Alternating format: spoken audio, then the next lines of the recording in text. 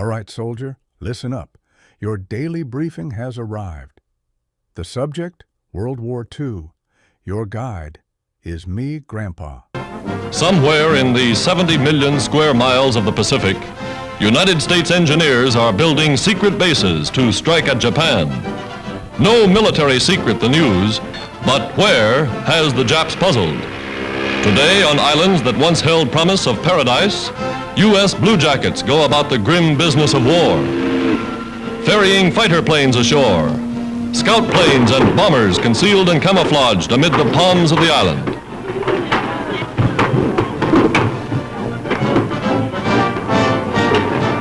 Moving in with plenty of aviation gasoline, oil, and supplies, all the necessary equipment for invasion or defense.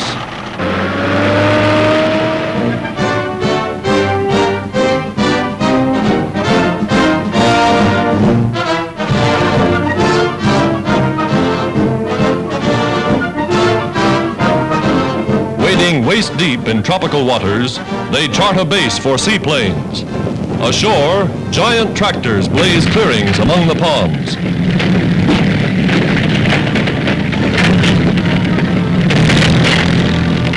Here come the big guns, and they're soon made ready for action.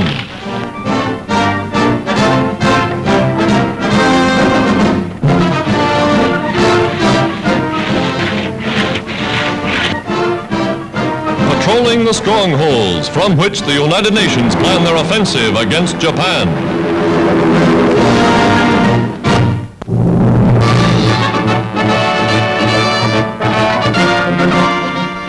Women in the war. U.S. Navy nurses line up for inspection in their new summer uniforms. Every day, new legions are being called to active duty afloat and ashore. Ready to follow the fleet to any battlefront, these traditional angels of mercy know but one code: service to humanity. Women, as always, the heroes of all wars.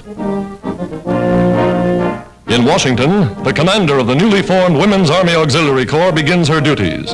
A housewife and mother, she will direct an army of 250,000 women. Women who will work behind the lines, relieving more men for combat duty in the field.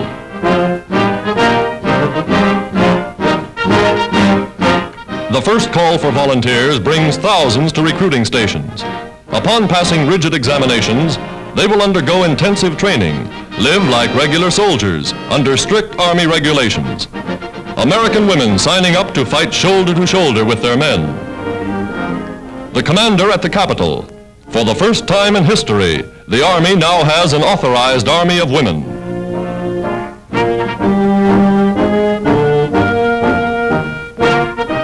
In mountain country, a woman's motorcycle corps takes to the field. Trained as dispatch riders, they carry messages and first aid equipment to lonely outposts. Women of America serving on the home front.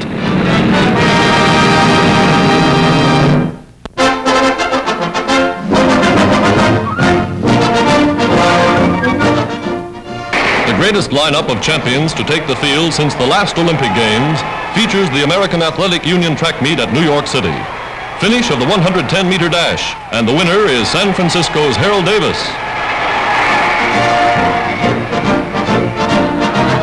In classic Greek style, America's champion heaving the 16-pound shot put nearly 60 feet.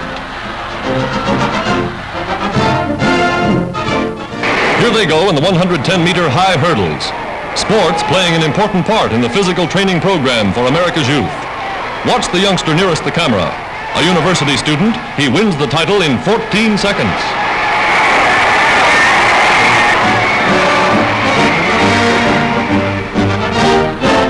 And here's the pole vaulter they all talk about, Warmerdam, only man ever to leap higher than 15 feet. Champion of the world, par excellence.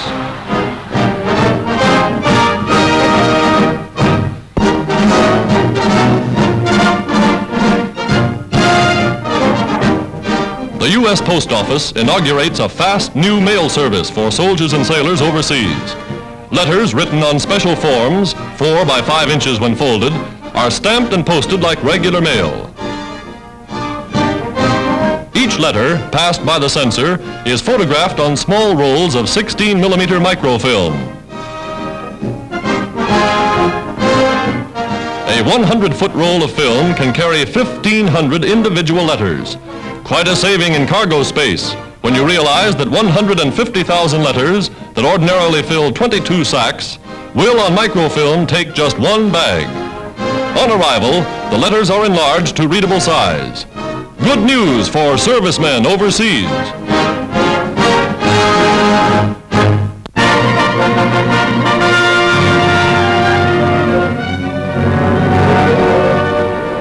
Filmed under fire. These are the first pictures of America's great naval victory in the Pacific. Army, Navy, and Marine planes, cooperating with the fleet, surprise a Jap invasion force sent to capture strategic Midway Island, stepping stone to Hawaii and the North American continent. U.S. planes roaring to the attack amid a rain of anti-aircraft fire.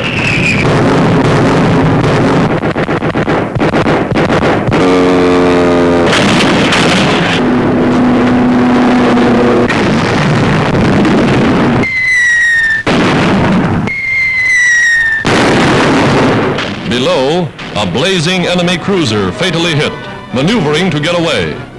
Dazed by the unexpected sea and air assault, the Japs seek desperately to escape.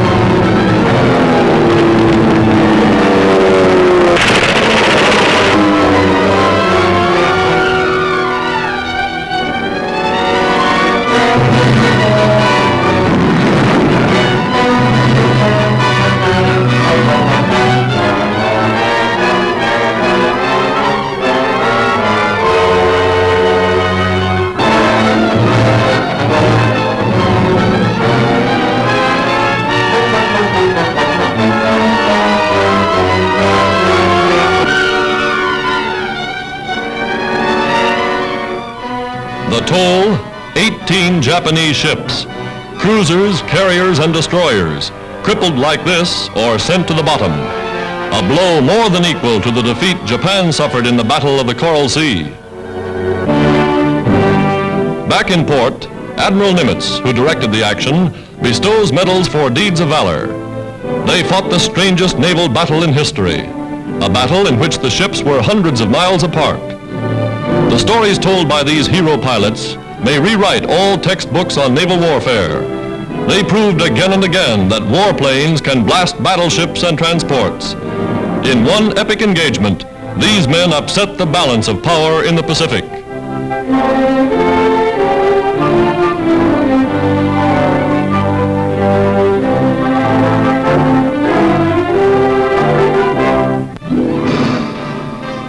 The lesson is learned.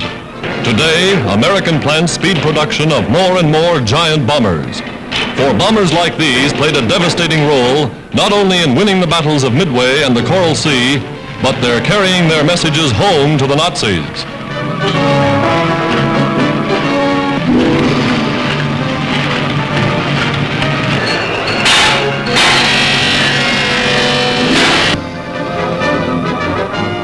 Operating day and night on a 24-hour mass production schedule.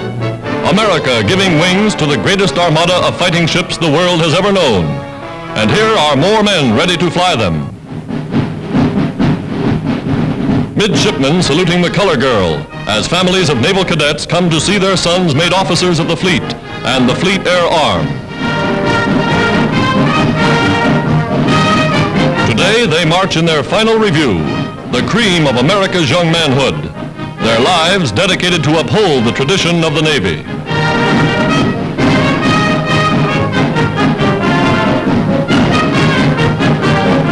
Inside the historic hall of the old academy, they receive their wartime commissions a year early.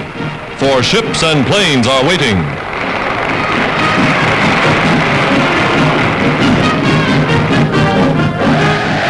New fighting men ready to man America's all-ocean Navy.